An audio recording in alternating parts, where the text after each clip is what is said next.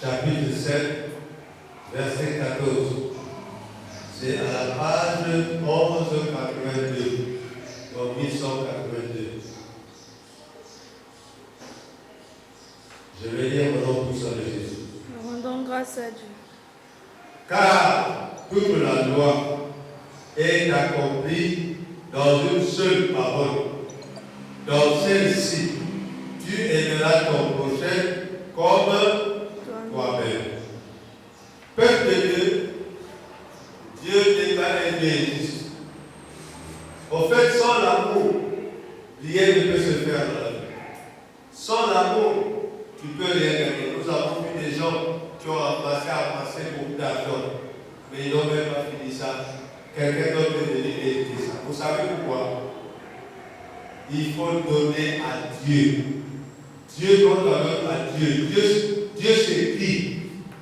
Un orphelin qui souffre, un frère qui souffre à l'hôpital, qui n'a pas d'ordonnance, qui a ceci. Quand vous faites cela, Dieu vous bénit. Est-ce que quelqu'un peut dire amen? Je vais prier.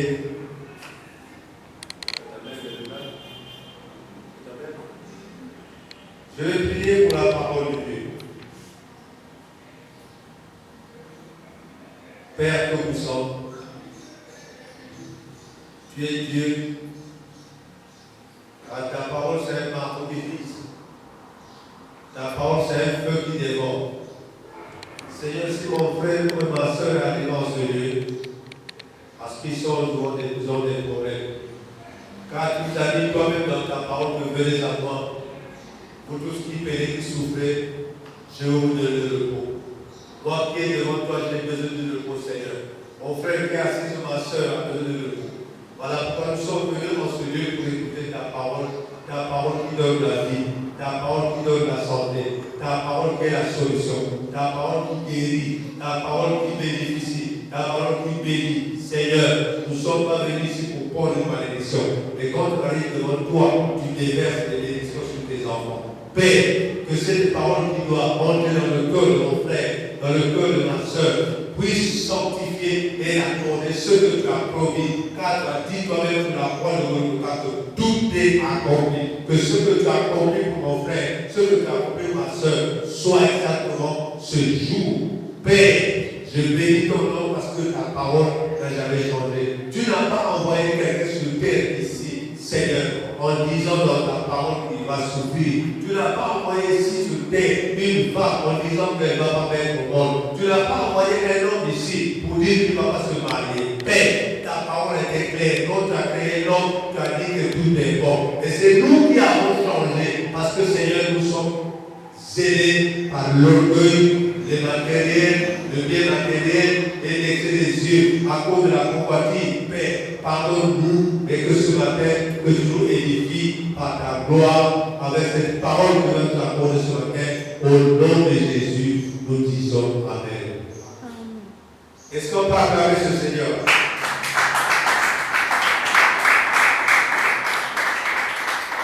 Bien-aimé, la parole de Dieu est bonne. Elle est très bonne. Même si on a dit que dans ta vie, tu ne réussiras jamais. Est-ce que la parole de Dieu, c'est le calculateur? Est-ce que la parole de Dieu a dit déjà? Qui a le dernier mot, mon frère? C'est Dieu. C'est Dieu. Même si on t'a dit que tu verras dans ta vie. Mais donc, quand tu écoutes ça, abandonne pas cette parole. Tu dois implorer les mains et les pieds à terre. Même si tu es bourré de tête, on se coupe de toi là où tu vas. L'unique solution, c'est la prière. Et après la prière, la repentance. Quand la repentance, tu changes, tout ça part. Est-ce que tu peux dire Amen? Sans la repentance, tu ne peux pas. Aujourd'hui, peut-être qu'elle change.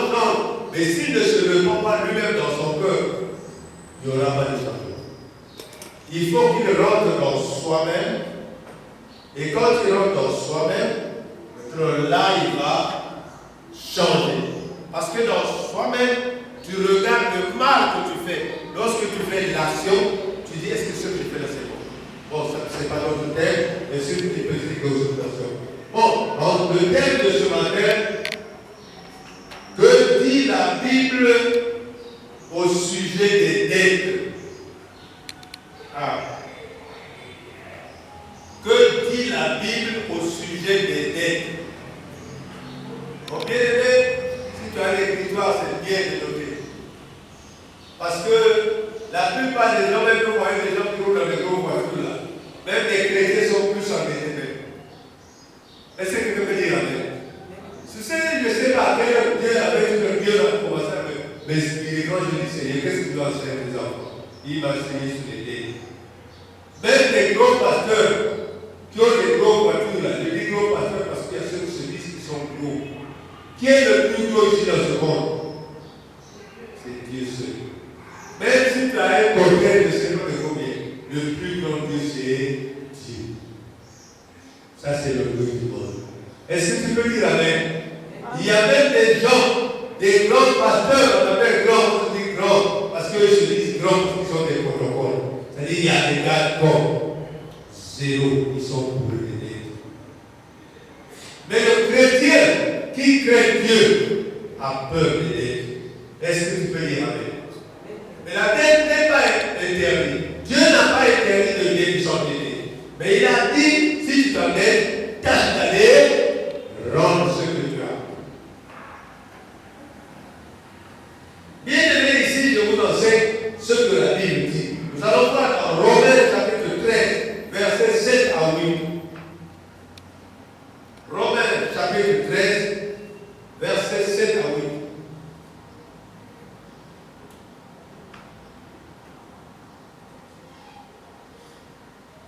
Vraiment, mon frère a dit, lorsque tu viens à l'église, tâche de débrouiller d'avoir une Bible et un cahier. Parce que quand tu écoutes, c'est bien, mais dans la tête, il y a beaucoup de choses.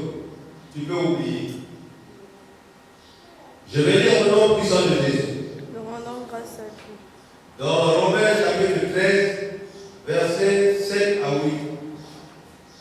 Rendez à tous ceux qui leur est dû l'impôt à qui vous devez l'impôt, et le tribut à qui vous devez le tribut, la crête à qui vous devez la crête, l'honneur à qui vous devez l'honneur. Ne devez rien à personne, si ce n'est de vous aimer les uns les autres, car celui qui aime les autres accomplit la loi. Est-ce que quelqu'un peut dire amen? Vous comprenez la parole bien claire ici? Il est clair la parole. Ce n'est pas bon d'endetter, mais tu peux tout t'endetter en cas de situation de la vie. Mais quand tu t'endettes, engage-toi à rendre ce que tu as pris. Ici, Dieu ne précise pas si ton endettement c'est par intérêt ou par quoi. Mais Dieu interdit l'endettement d'intérêt. D'abord, ceux les bailleurs de fonds, Dieu ne tolérait pas. Donne à ton frère ceux qui en ont besoin, mais ne soutient pas l'intérêt à cause de la cupidité. Excusez-moi si ton père est bailleur de fonds. Je prêche ce qui est de la parole. Amen. Je dis que ce qui est venu. Est-ce que vous avez compris ce que j'ai dit? Ne devez rien à personne. Ce que tu dois devoir, ce n'est que l'amour que tu dois faire à ton prochain. Dites-moi, si Dieu nous le dit, est-ce que si tu as l'amour, tu dois à ta soeur, si tu l'aides à quelqu'un et tu as pas l'amour de ton frère, ta soeur, tu vas la restituer dès que tu as l'amour. Est-ce que quelqu'un peut dire amen? Que je parle en philip ou quoi, c'est parce qu'en français que je parle. Donc, Dieu n'a pas interdit de s'endetter. Mais Dieu interdit de s'endetter sans rendre. Est-ce que quelqu'un comprend quelque chose? Bien aimé ici, le texte est bien clair.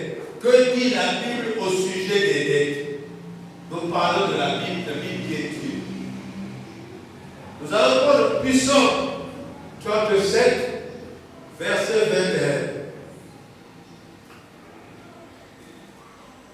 21. Psaume 37, verset 21.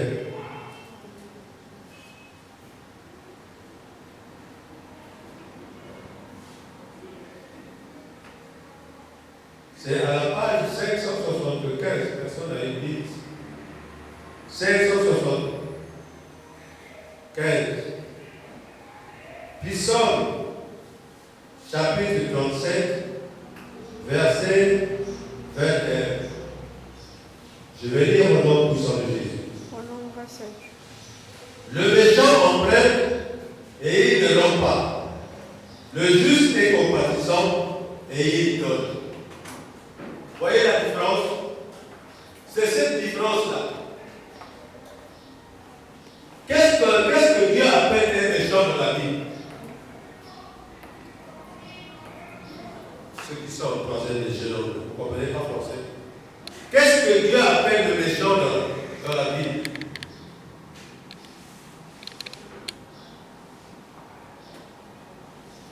Si vous ne comprenez pas, alors l'enseignement, vous n'allez pas comprendre. Le méchant, c'est quiconque vient chez toi te flatter. Quand j'ai une situation, j'ai un problème, comme on vient de faire souvent ici. Mais je me dis l'Éternel, car c'est lui qui a dit. Donnez-lui cela.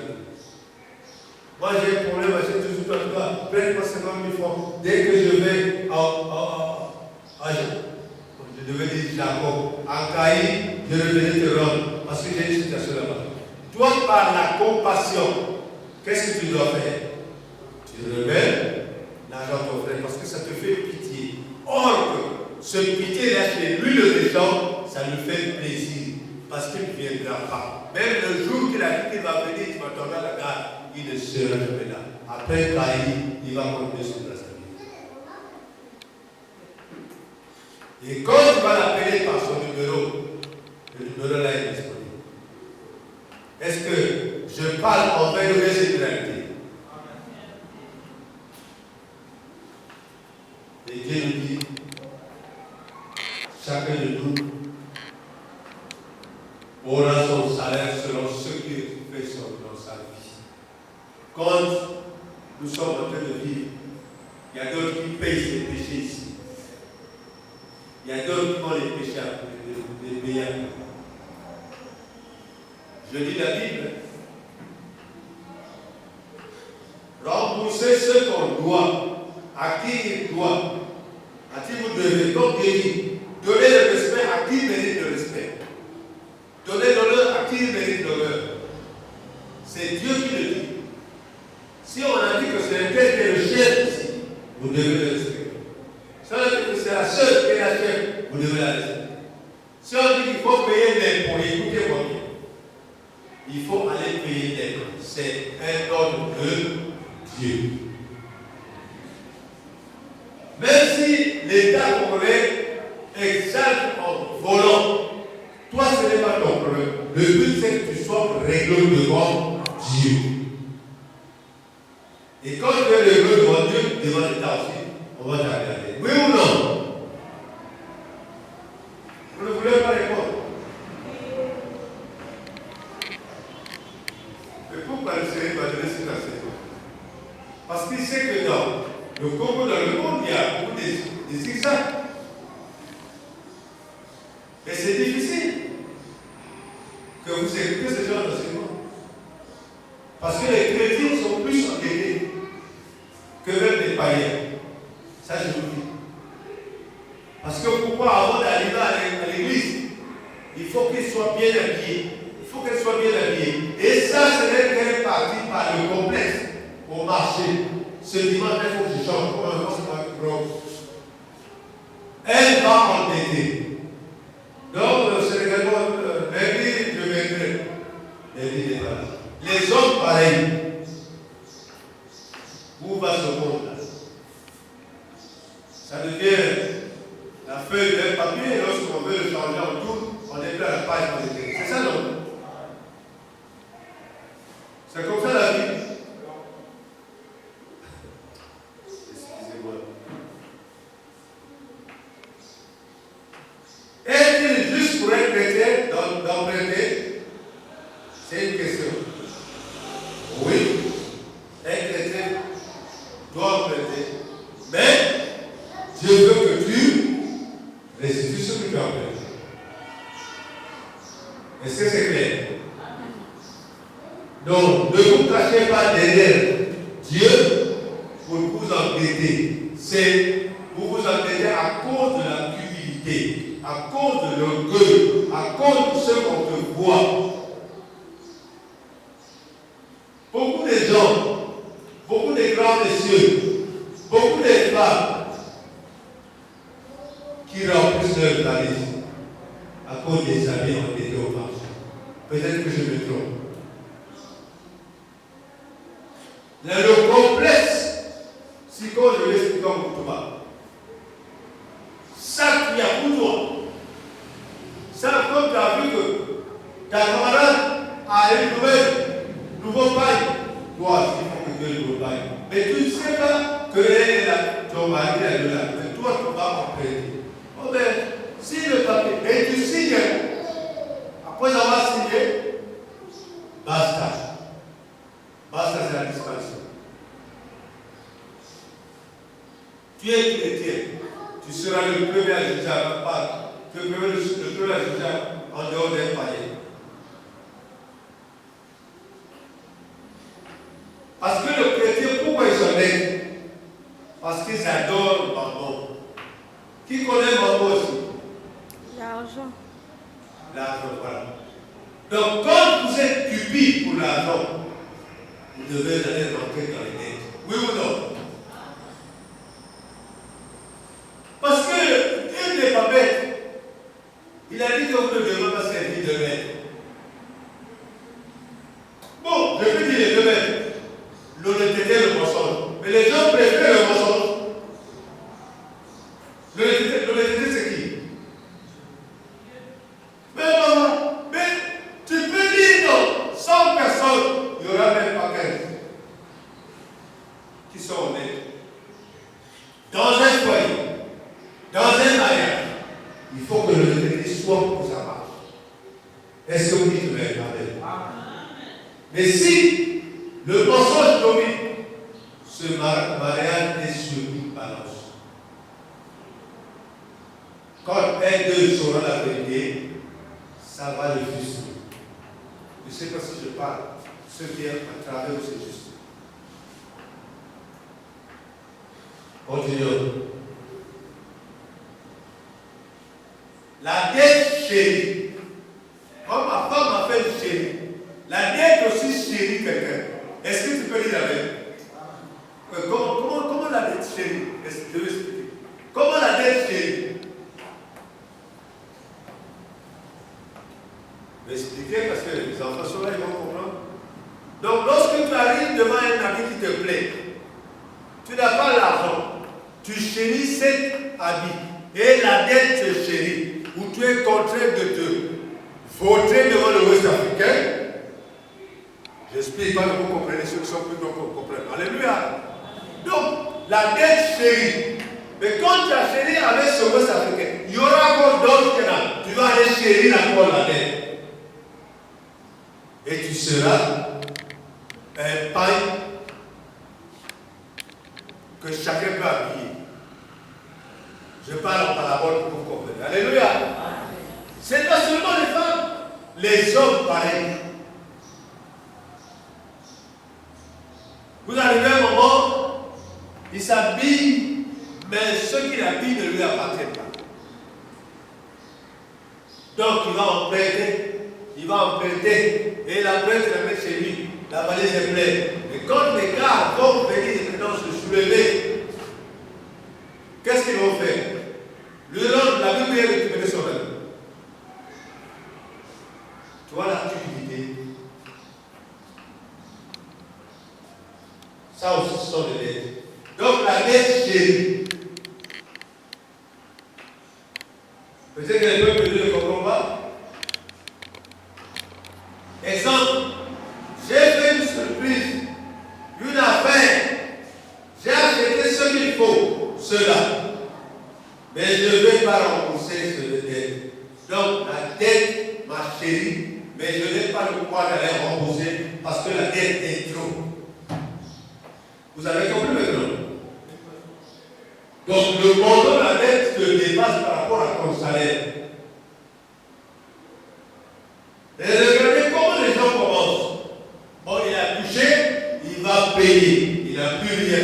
Dites-moi comment. Si vous êtes sale, malade, comme il n'a plus rien, il a une femme, qu'est-ce qu'il va aller faire? Ah, voilà. Donc, la dette chérie sur chérie. Est-ce que vous la comprenez? Oh Dieu. Attention bien, tu dois vivre selon tes moyens. Tu dois vivre selon ta poche. Mais ne vis pas au-delà de ta poche. En suivant la sœur d'elle, en suivant le frère d'elle. Il y a beaucoup de gens qui sont comme ça. Parce qu'ils ne savent pas que elle, peut-être qu'il gagne 100 000 et toi tu gagnes 50. C'est pas la même vie. Ou surtout si tu es la BIERL. Vous connaissez ça? Vous connaissez ça? Si tu aimes la bière, et quand tu touches l'argent, tu arrêtes dans le bar, tu gagnes 50 000. 10 000 balles en rester.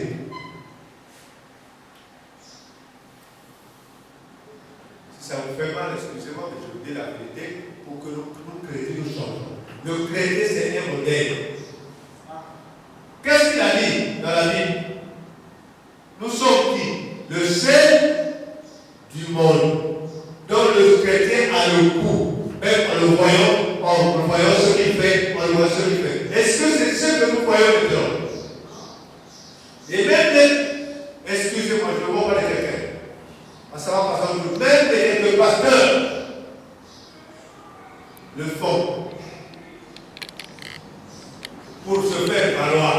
Oh, Dieu n'a pas besoin que tu te fasses valoir parce que devant Dieu, tu es zéro. Dieu a besoin que tu fasses ce qu'il te faut par rapport à ce qu'il t'a donné. Est-ce que vous comprenez? Voilà pourquoi il sort le mot humilité. Il faut que tu sois humble en vivant comme tu es. Mais l'orgueil,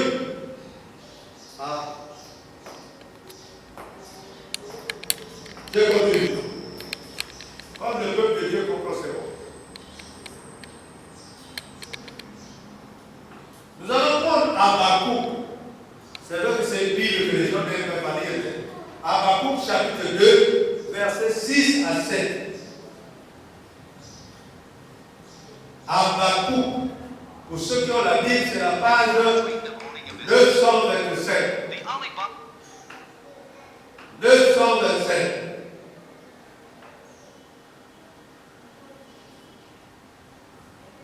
Et même au début, au partie 5, on dit malédiction. Quand tu as les dettes, tu es maudit. Habakkuk, page 925. Chapitre 2, versets 6 à 7. Si vous êtes dans la page, je vais lire au nom puissant de Jésus. Donc, si vous avez discuté ailleurs au tas de matière, le tas de matière vous donne la page exactement.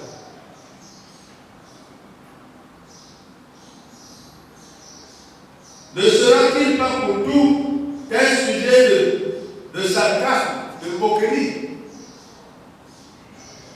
de rêverie et d'énigme, de l'énigme Maseki? Alléluia.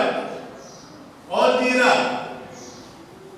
malheur à celui qui accumule ce qui n'est pas à lui. Est-ce que c'est clair?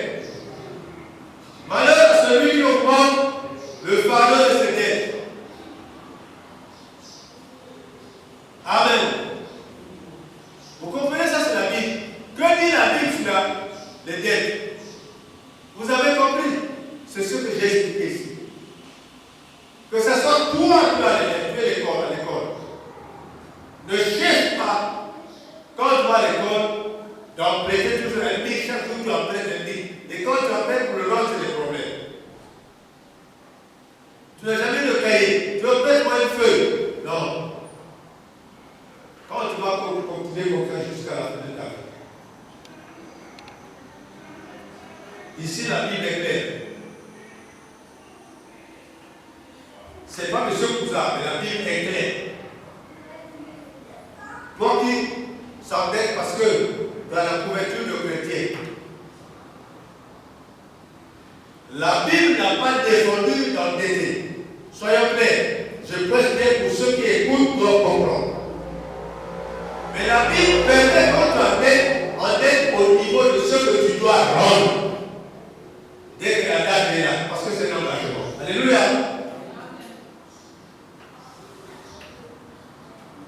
Proverbe chapitre 22, verset 7.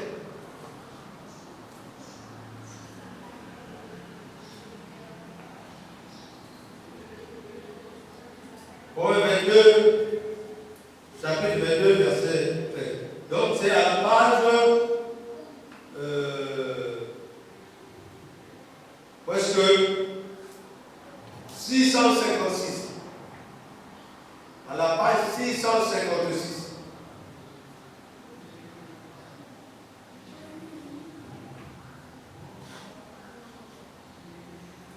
Bien aimé, vous allez bien comprendre. Pourquoi les riches dominent sur les pauvres?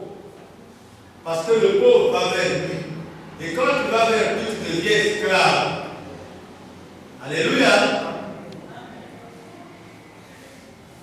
Si vous êtes à la page, je vais dire au nom de Jésus. Grâce à Dieu. Le riche domine sur les pauvres. Et celui qui en prête est esclave de celui qui lui a prêté. Vous comprenez? Comment on devient esclave? Et quand tu arrives à la maison, on te parle, on te va. Pour le soir, il y a ça ne pas. Mais tu sais pourquoi? Rentre dans la prière, rentre dans la prière et réponds-toi. Prie au Seigneur qui t'aide à vivre une vie correspondant avec ta poche. Toute chose, c'est la prière qui t'aide. Tu peux mettre en sortir sur la prière. Est-ce que tu peux dire amen? Demande à Dieu, Seigneur. Mais on demande ne trompe pas. Seigneur, c'est vrai. Je reconnais devant toi que quand je prends les dettes des gens, tu n'arrives pas à rendre. Je voulais te demander, Seigneur, Papa, toi qui me connais, donne-moi la force de prendre ce que je peux rendre. Et aide-moi à rembourser ce que j'ai avant que je puisse prendre. C'est une parole que tu envoies chez ton Père. Ton Père, il voit même en secret dans lequel il va t'aider. Est-ce que c'est vrai ou c'est faux? Et lorsqu'on ne croit pas en lui, tu dois toujours souffrir. Donc tu dois accumuler d'aide sur d'aide. C'est ce que les hommes font. Bailleurs le font. Lorsque tu as touché son salaire, vous êtes avec les amis. Bailleurs le font, mais toi déjà une convocation de la police. Tu dois 200 000, tu as touché 250. Tu vas aller à remettre dans les 200 000, il te reste 50 000. Et qu'est-ce que tu dois faire pour combler ce qu'on a poussé à temps? Tu vas d'abord emprunter 200 000. Est-ce que tu as dû voir l'équation que tu as dû faire? Tu tournes en rond sur place. Est-ce que Dieu a tort? Non. Oh Jésus. Merci Seigneur de ce que tu nous révèles sur tes questions. Ne soyons pas esclaves des dettes. Numéro 1, te repentir si tu es dans cette condition. Il faut te repentir. 2, réfléchir pour comment sortir de ces dettes. 3, prier en demandant le secours d'en haut. Le secours d'en haut vient d'où? Ça vient de qui? De Dieu. Il a dit que si mes enfants s'attachent à moi, ils ne seront pas conformes. C'est ça. Lorsqu'ils s'attachent au Seigneur, il va donner la solution. Que dit la Bible à propos des dettes? Ou que dit la Bible au sujet des dettes? Donc, tu es en train d'écrire, de comprendre, c'est tout cela. Si tu avais des manquements par cet enseignement, tu vas te retrouver. Donc j'ai dit 1. Te repentir si tu es dans les entêtements. Ça c'est 1. 2. Réfléchir pour comment sortir de ces dettes. 3. Priez en demandant le secours d'en haut.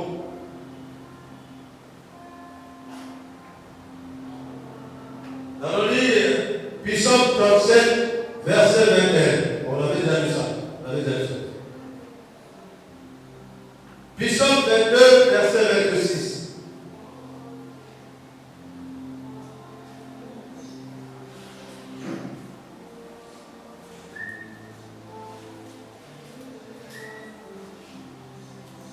Psaume 22, c'est à la page 566. Comme le 26 est à 567. Chapitre 22, verset 26.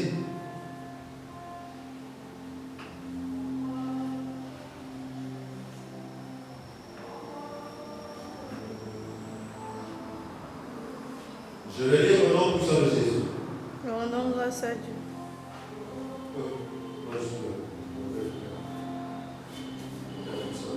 C'est Proverbe, pardon, pas Psaume. Proverbe 22, pas Psaume. Proverbe 22, chapitre 7.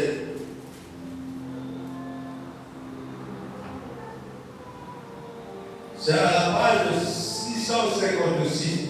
Excusez-moi, la page c'est pour nous seuls. C'est Proverbe, pas Psaume. Proverbe 22, verset 7. Je vais lire au nom puissant de Jésus. Le riche domine sur les pauvres, et celui qui en prête est l'esclave de celui qui prête. Nous avons aussi lu ça. C'est ça dont il faut comprendre. Lorsque tu es dans les dettes, tu deviens l'esclave des dettes et l'esclave de celui qui t'en prête. Amen. Est-ce que quelqu'un peut dire Amen? Amen.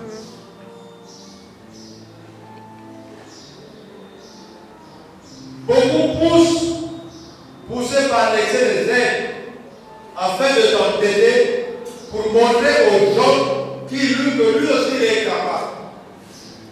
Beaucoup se poussent à avoir des dettes parce qu'ils savent comme ça de se détériorer.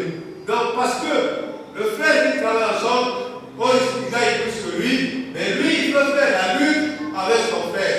Et c'est toutes les femmes aussi. La femme veut faire la lutte avec la femme. Tu ne connais pas la position de son mari. Excusez-moi de ce que je vous parle, mais c'est la Bible qui le dit. Il faut être généreuse ou généreux. Prenons Luc chapitre 6, verset 30. Il y a tellement de versets que. Luc chapitre 6, verset 30. C'est à la page 1026. Donc 1026. La page 1026. Pour ceux qui ont des difficultés de lire ou de voir le vocable matière.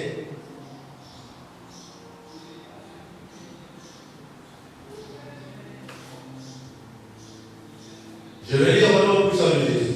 Rendons grâce à Dieu. Donne à quiconque te demande et ne réclame pas ton bien à celui qui s'en prête. Qui s'en prête. S'en parle plutôt. Donne à quiconque te demande et ne réclame pas ton bien à celui qui s'en empare. C'est-à-dire, tu as beaucoup de biens. Quelqu'un vient te demander, c'est Dieu qui dit, au lieu qu'il en prenne, vient te demander, donne-lui parce que tu es dans la position de donner. Est-ce que tu peux dire Amen? Puisque ton frère arrive pour en prêter, mais il vient te demander, tu vas savoir de quelle manière il va te parler. Mais c'est parce que tu avais moyen, si tu m'en prêtais ça, que tu connais que tu en as beaucoup, prends par l'amour de Dieu, donne à ton frère, ce n'est pas la peine de le donner. Est-ce que vous comprenez? Que ce soit la vie, que ce soit la grandeur, non. Papa, je t'en fais pas. Tu tiens. Si le montant est élevé, tu tiens. Quand tu auras quelque chose, tu les as. Parce que c'est un emprunt. Alléluia. Mais si tu es toujours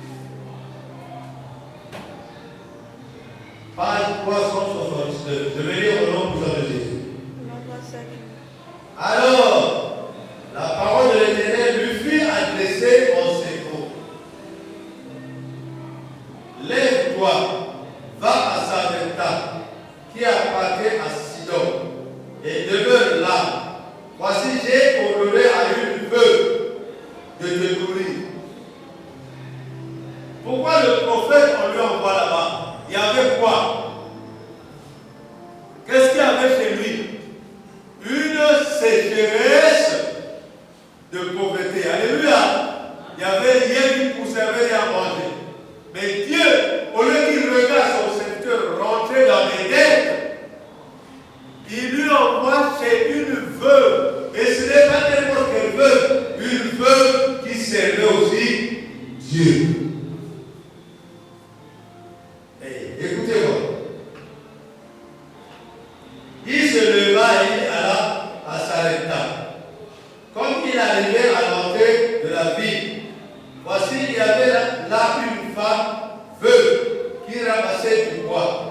Il l'appela et dit, va me chercher, je te prie un peu d'eau dans un vase, afin que je boive.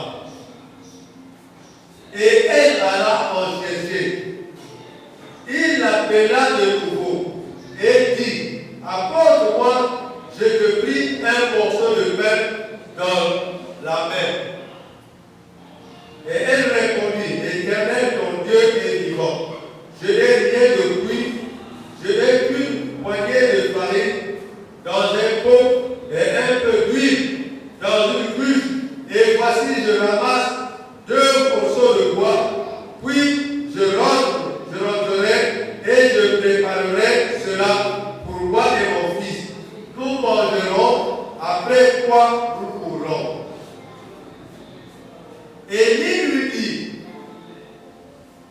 ne crains point, rentre, fais comme tu as dit, seulement prépare-moi d'abord avec cela un petit gâteau, et tu me l'apporteras. Tu en feras aussi pour toi et pour ton fils.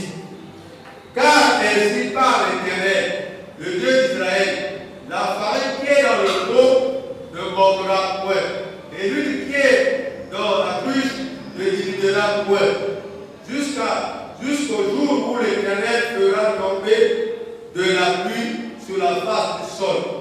Elle alla, elle crut, et elle alla.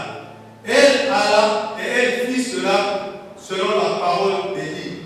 Et pendant longtemps, elle eut de quoi manger, elle et sa famille, aussi bien qu'Élie.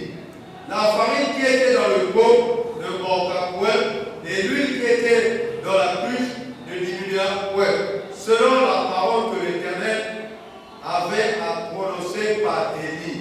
Est-ce que quelqu'un peut dire Amen? Amen. Voilà. Ici, quand vous lisez, il y a beaucoup de sens dans ce passage. Et ici, je vous parle du problème d'endettement. Dieu n'avait pas voulu que son serviteur reste dans l'endettement, aller en prêter ou voler. Alléluia. Donc il a tous ceux qui servent le Seigneur ne seront pas. Il a créé par sa puissance, parce que Dieu connaît ceux qui habitent à Côte-d'Ivoire. Dieu connaît ceux qui habitent à Rwanda. Dieu, il peut faire du voyage et tu arrives chez son serviteur. Alléluia. Mais ici, Élie est arrivé, c'est une servante de Dieu. Et Élie arrivant, vous entendez, elle impose, donne-moi un peu de l'eau. On lui donne. Et quand on lui donne, il dit encore, fais-moi un petit gâteau. Parce qu'il n'avait pas encore mangé de lui. Alléluia. Mais la femme, elle explique la vérité. Dieu est vérité. Car il me laisse un peu de farine et de l'huile que je veux préparer pour moi et mon fils. Et quand nous allons manger, nous allons mourir. Mais Élie lui dit en tant que serviteur de Dieu, vous ne mourrez point. Va, fais d'abord ce que je t'ai demandé. Et qu'est-ce que la femme a fait? L'obéissance.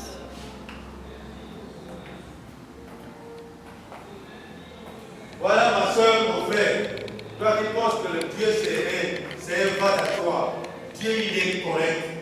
ce qu'il a dit dans la Bible que tu refuses de lire, c'est une vérité. Parce que les chrétiens actuellement ils ont peur de lire la Bible. Parce que la Bible c'est la vérité. Or que le diable ne veut pas que nous ayons cette vérité dans nous. Est-ce que vous comprenez? Et quand la veuve a fait les exigences du serviteur de Dieu, elle a vu un miracle. Quand elle partait chercher la farine pour faire le gâteau, la farine est toujours pleine. Quand elle prend l'huile, l'huile devait être toujours là. Jusqu'au temps où la pluie revient, il n'y avait pas de la farine. Ça, c'est le premier miracle. Maintenant, nous allons encore passer sur l'endettement d'Élie. Là, Élie avait des problèmes que Dieu n'a pas voulu pour qu'il aille s'endetter. Est-ce que vous comprenez? Parce que Dieu, il connaît toutes les pensées, il connaît tout. Parce que lorsque Élie n'adorait pas à manger, qu'est-ce qu'il devait faire? Pour rentrer dans les champs des gens, prendre. Mais il a évité cette honte devant lui parce que c'est un Dieu. Nous allons prendre le deuxième passage. Donc, il y a deux veuves.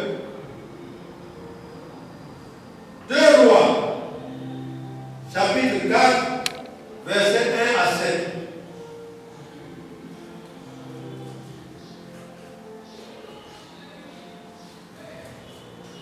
Je vous donne la page.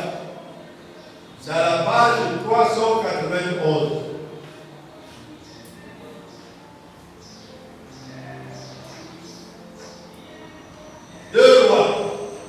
Chapitre 4, versets 1 à 7. Ici, il s'agit des problèmes de dette. Donc, maintenant, tu dois comprendre pourquoi, quand il y a une veillée, le chef de famille demande peut-être à quelqu'un qui a une dette pour qu'il se présente afin qu'on va voir ce qu'on va faire. Oui ou non? Pourquoi il dit ça? Quand tu es vivant, tu as les dettes, tu meurs, c'est fini, non? C'est fini? Tu as emprunté, tu dois rendre. Si tu n'es plus là, la famille va rendre. Écoutez là, cette femme. Son mari était serviteur de Dieu. La femme le monsieur de cette femme était serviteur de Dieu. Je vais dire, vous allez comprendre. J'ai dit qu'il y a des chrétiens aussi qui ont des dettes. Une femme, donc les femmes, des fils de prophètes, cria à Élisée en disant: ton serviteur, mon mari, est mort. Et tu sais, ton serviteur craignait l'Éternel. Or, le créancier est venu pour prendre mes 2 enfants et en faire ses esclaves. Le créancier, c'est quoi? C'est celui qui emprunte l'argent. Alléluia. 2. Élisée lui dit: que puis-je faire pour toi? Dis-moi, qu'as-tu à la maison? Elle répondit: ta servante n'a rien du tout à la maison qu'un vase d'huile. Et il dit: va, demande au dehors des vases chez tous les voisins, des vases vides, et n'en demande pas un petit nombre. Quand tu seras rentré, tu fermeras la porte sur toi et sur tes enfants. Tu verseras dans tous ces vases et tu mettras de côté ceux qui seront pleins. Alors, elle le quitta, elle ferma la porte sur elle et sur ses enfants. Il lui présenta les vases et elle versait. Lorsque les vases furent pleins, elle dit à son fils: présente-moi encore un vase. Mais il lui répondit: il n'y a plus de vase. Et lui s'arrêta. Elle alla le rapporter à l'homme de Dieu et il dit: va vendre lui et paye ta dette et tu seras, toi et tes fils, et tu vivras, toi et tes fils, ce qui te restera. Est-ce que tu ne veux pas dire amen? Je sais que tu as déjà entendu parler de ça beaucoup. Mais la Bible nous dit, quand Dieu inspire un serviteur, il lui donne des explications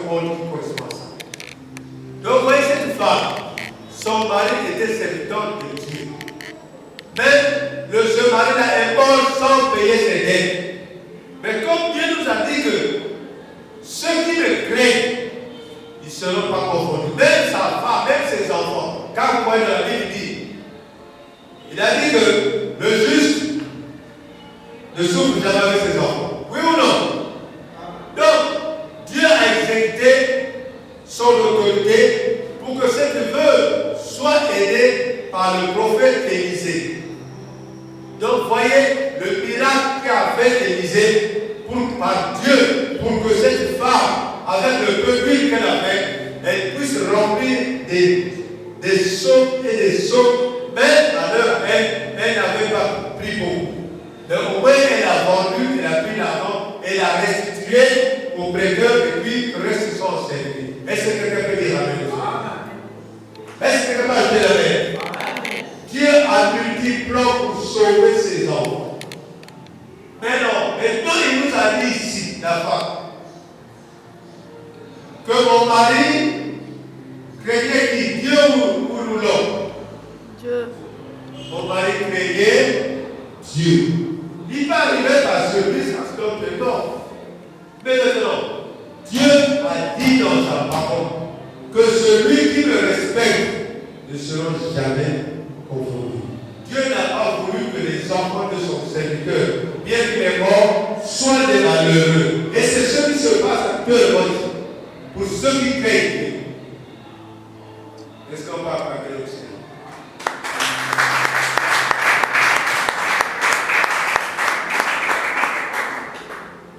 Voilà. Aujourd'hui, il y a beaucoup de passages, mais je vous ai donné ces passages pour les bénédictions. Deutéronome chapitre 15, verset 6. Tu peux manquer ta bénédiction parce que tu n'as pas honoré le Seigneur. Deutéronome chapitre 16, 15 plutôt, verset 6.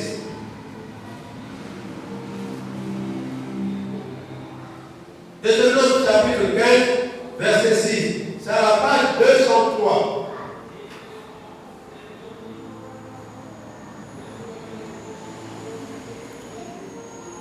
Page 208, 208. Excuse-moi, 208. Je vais lire au nom puissant de Jésus. Rendons grâce à Dieu. L'Éternel ton Dieu te bénira comme il te l'a dit. Tu prêteras à beaucoup de nations et tu n'en prêteras point. Tu domineras sur beaucoup de nations et elle ne dominera point sur toi. Est-ce que quelqu'un peut dire Amen? Amen. Est-ce que la parole de Dieu s'est accomplie dans la parole des emprunts? Oui ou non? Il y a beaucoup de versets et je m'arrête là. Et nous allons prier. Parce qu'il y a des bien-aimés qui ont des dettes, qui ont des problèmes de dettes, qui ont des problèmes de situation, qui n'arrivent pas. Femmes comme hommes, nous allons nous incliner pour prier. Chacun doit s'incliner pour prier. Et je vais prier le Seigneur. Père de gloire, toi qui es le créateur du ciel et de la terre, de la même manière que tu as étendu les plaines des forêts, et toutes les forêts, les arbres n'ont pas les mêmes couleurs. Chaque feuille a sa tête. Seigneur, il avait des mains pour l'air, chaque herbe a sa tête. Seigneur, les paroles non pour nous les hommes. Nous sommes pas parfaits tous, chacun a son comportement. Seigneur, je voulais te demander de la même manière que tu viens de prêcher en ce Dieu. Tu nous as signalé que Seigneur, que dit la Bible sur les dettes. Père, nous n'avons pas le même type de comportement. Si mon frère est dans les dettes, je te demande, Seigneur, de lui pardonner d'abord ou de la pardonner et que tu puisses l'aider. Car tu as dit dans ta parole que rien de tel est possible. Tâche que tu touches son cœur et que tu rentres dans son cœur afin que, Seigneur, qu'elle puisse comprendre, qu'il puisse comprendre que oui, les dettes ne sont pas bonnes. Donne-lui la force de payer un à un. Car même s'il avait 1 million, s'il paye chaque mois 100 000, ça arrivera. Ou 10 000, paye. Tâche que, Seigneur, que tu pardonnes à mon bien-aimé, tu pardonnes à ma bien-aimée. Car tu as dit que tu es un Dieu de compassion. La compassion, c'est ce qui permet que, Seigneur, l'homme réussit. Père, j'ai tant même que demander, Seigneur, que toute situation qui est dans le corps de mon frère, dans le corps de ma soeur, Seigneur, pour les cas, cela même des serviteurs de Dieu ont des dettes. Père, que tu nous pardonnes tous, car nous connaissons la parole, mais c'est pas le fait de connaître, car la parole dit que heureux, ceux qui écoutent la parole de Dieu et la mettent en pratique. Voilà pourquoi ce matin, Seigneur, je demande pardon, même au nom du Seigneur, mais j'ai mon frère en paix. Parce que j'ai cette loi en toi. Voilà pourquoi je prie, mon frère et ma soeur, et que le Seigneur dise dans la condition que tu le pardonnes, afin que le Seigneur Jésus qui puisse acquitter la dette. Car tu dis dans ta parole que lorsqu'on en peine, il faut rembourser. Père, ce n'est que toi qui donnes la force et le pouvoir. Manifeste ta puissance, ta gloire, pour que le Seigneur nous puisse restaurer ce qu'on avait emprunté au nom de Jésus.